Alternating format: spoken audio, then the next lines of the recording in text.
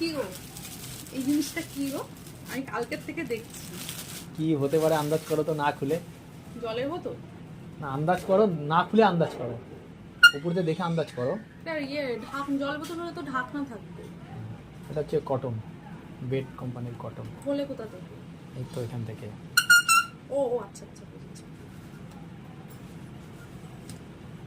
ও সুন্দর।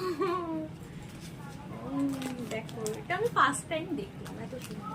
যে কটন, তার সঙ্গে এই যে এটা কিন্তু কাচের না। আমি প্রথম ভেবেছিলাম এটা কাচের, এটা কাচের না।